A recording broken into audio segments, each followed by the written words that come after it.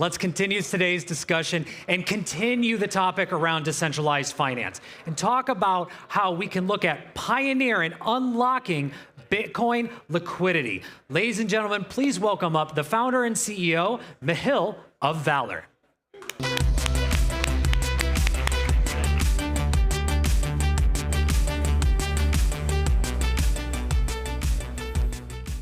Mic check. Yeah. Hey friends, lots of familiar faces here today. Welcome to the future of Bitcoin.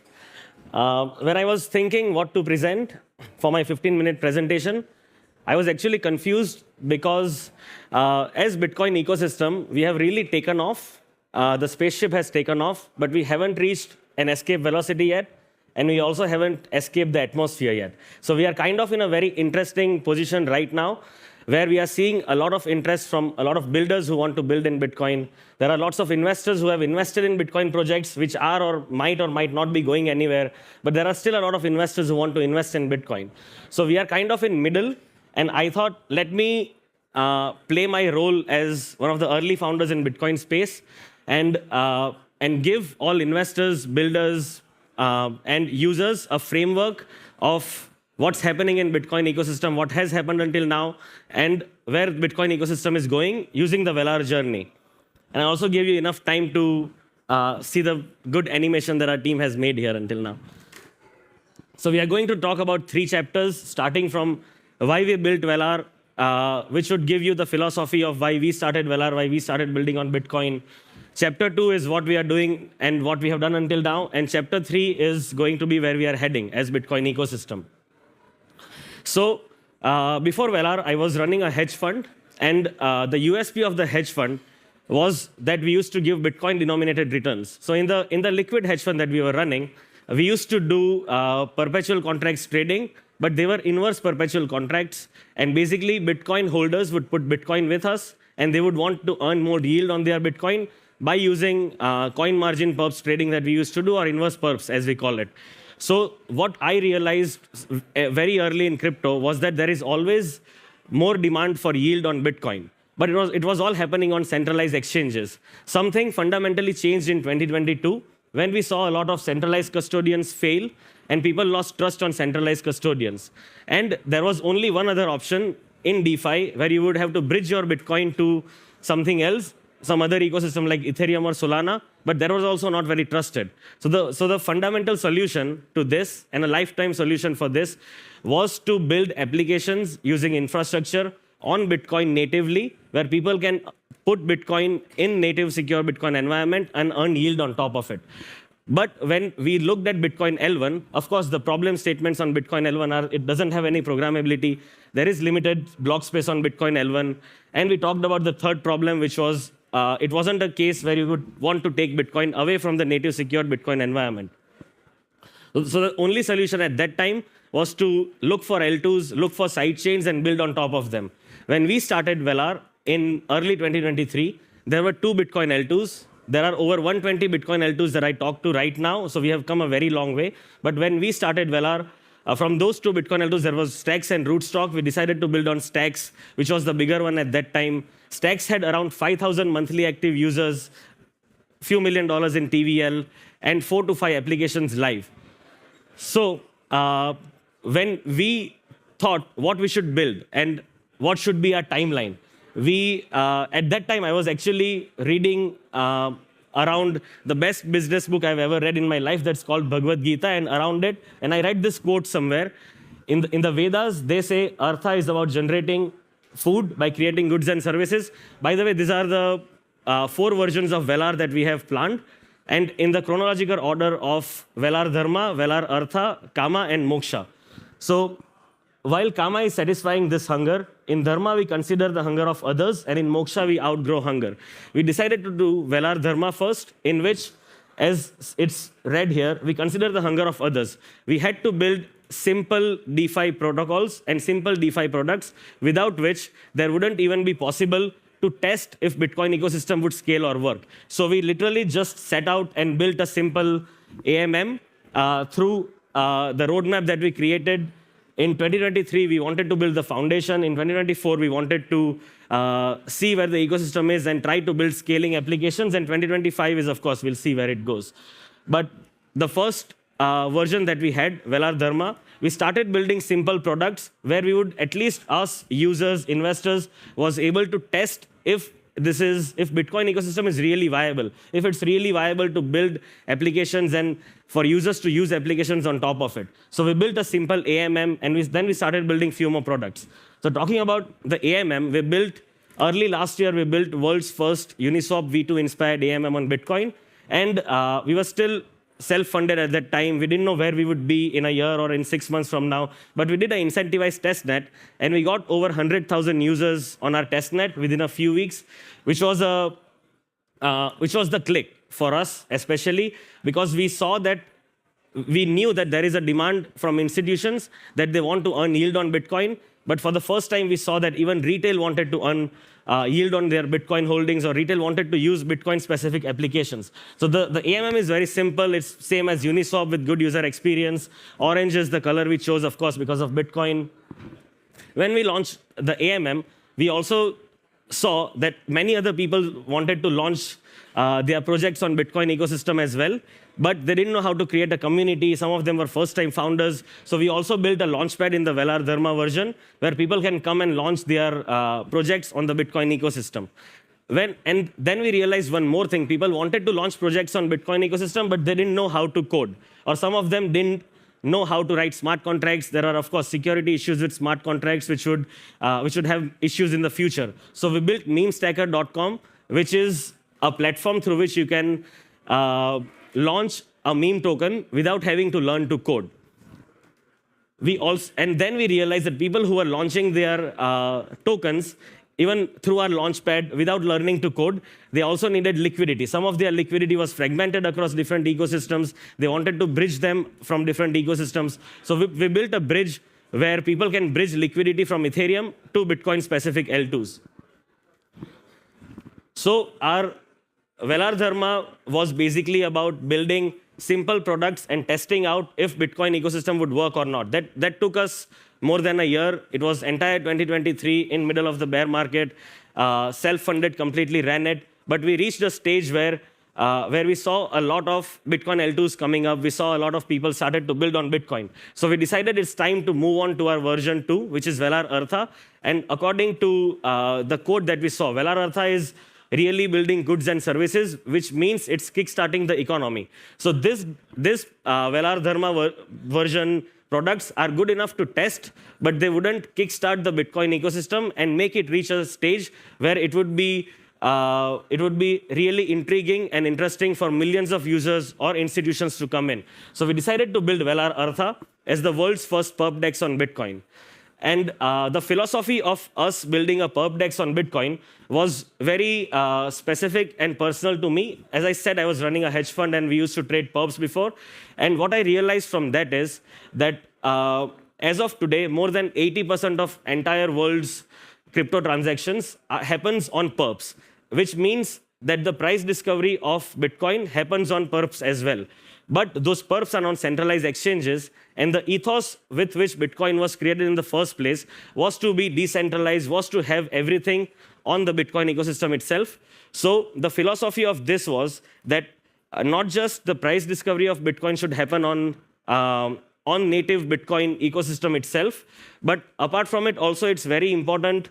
Perp DEX itself is very important because it consists of most volume in the entire space. And also, if you want to kickstart not just one product, but the whole ecosystem, where there are products like lending, there are option markets, there are money markets, there are DEXs and perp DEXs, you need to understand lending works great when there is good yield, but where does the yield come from? The yield comes from when people are ready to borrow the lended Bitcoins in a huge quantity. And the borrowing also happens on perps, where people trade leverage. People trade Bitcoin on leverage. So literally, perp DEX is the source of where all the yield from an ecosystem comes from. That's why we decided to build the perp DEX. If you see the current state of the market, like I said, the Binance future daily volume is around $45 billion. while the biggest perp dex in crypto right now, DYDX, is 1/100th of it. So the growth potential in decentralized space, especially on the Bitcoin space, because you are the first, was insane. And if you see the total wallet holders of Bitcoin right now, which is 53 million, less than 10% of those hold more than one Bitcoin, which means over 90% of these Bitcoin holders hold less than one Bitcoin. It's one of the reasons we decided to cater to the retail community before, because people who are holding less quantity in Bitcoin, they would like to earn yield. They are normal people, they are regular people like us. If they're holding an asset, they like to earn yield on top of it, which is like very normal. That's why we decided to go with the perp dex. So we are in between Velar Eartha right now, where we built an extended version of our AMM. So it's an AMM-based perp dex built across multiple L2s. We started with Stacks. We are also live on testnet on BitLayer and Bob, which are great L2s. Shout out to them. In such a short period of time, the tech they have built is amazing. And we are focused this year to kickstart not just our own products, but entire Bitcoin ecosystem. And I think it's really important for entire Bitcoin ecosystem to reach a certain stage where we have sustainable yield, regardless of bull market or bear market, and we also have a set of products that people can sustainably use, including retail and institutions. This brings us to chapter 3. Chapter 3 is my most favorite chapter. I think that's what I think about half the day of, and I have thought about it for last 2 years, is where Bitcoin is heading. So we have to go 2 decades back when Web 1, by the way, I've heard of Web 5 now, which I have no idea about, but I'll take a step back. Let's talk about Web 1. When Web 1 was forming, there were few infrastructure protocols like HTTPS, ICP, there was www, and this infrastructure protocols, which even we use on a daily basis right now, but most people aren't aware of. These are the infrastructure protocols on which the entire internet today runs upon. But at that time, there was no way for these protocols to earn revenue. So, but there were application providers like Google on top of it. So, everywhere you go for any tech, there will be layers. So the base layer is infra layer. On top of it, there are application layer, and on top of it, there are users. So in Web 1, application layer platforms like Google or Microsoft used to fund these protocols because they didn't have any revenue generating mechanism, and they built the entire internet we see today. What difference crypto made was that the base infrastructure could launch a coin of their own, build a community around it, and for the first time, they were able to generate revenue. They were able to earn rewards for the work that they have done for building the infrastructure. So that was the difference between Web 1 and Web 3. But we went a bit over the line when these infrastructures, they started controlling the narratives. They started isolating each other as protocols, and they started also not just catering to the applications, but also trying to cater to the users, the end user, which are like 2 layers above them, and also try to control them and isolate them from other infrastructures. If we use this example for Web 1, it's very similar to something like there are 3 main infrastructures in Web 1, which is Google App Store, Play Store, and Windows. And it's like we have different social media applications for each of these infrastructures. It's like we have an Instagram for App Store, but we have something else for Play Store. It means if I want to change my phone, I'll have to change the application completely. This is what's happening in Web 3 right now. And this is one of the reasons I think Ethereum failed in scaling DeFi. So when I say ETH was the testnet, it's not because it's bad. I don't think I'm audible. I said ETH was the testnet. Am I audible enough? ETH was the testnet. So when I say ETH was the testnet, it's not because I hate ETH. It's because we have to learn from the mistakes we made while building DeFi on ETH. And we don't have to repeat it in Bitcoin because we have a chance. Because we have a chance right now before we are too late. So how I feel, by the way, I hope you like the animation again. So this is the vision I personally have it's not for Velar. I wrote it, the Velar vision, but it's for entire Bitcoin ecosystem. It can take 5 years, 10 years, 20 years, I don't know. But how I look at Bitcoin ecosystem to evolve is that when any user, be it an institution or be it retail, when they come with their Bitcoin holdings to earn yield, there are hundreds of applications and hundreds of ways to earn yield. Of course, any yield generating product will come with a certain amount of risk. So there is no such thing as no risk, only yield product. But there will be so many yield generating products like the AMM we discussed about, like the bridge we discussed about, like the perp decks that we are building. There are so many other products which some of our friends are building. But these products should be the one that are catering to users. And for the users, the user experience should be so simple and so easy, they shouldn't even care about which infrastructure they are going on. So I don't know how this will happen. The technology is still too far. But probably in future, there will be users with user profiles.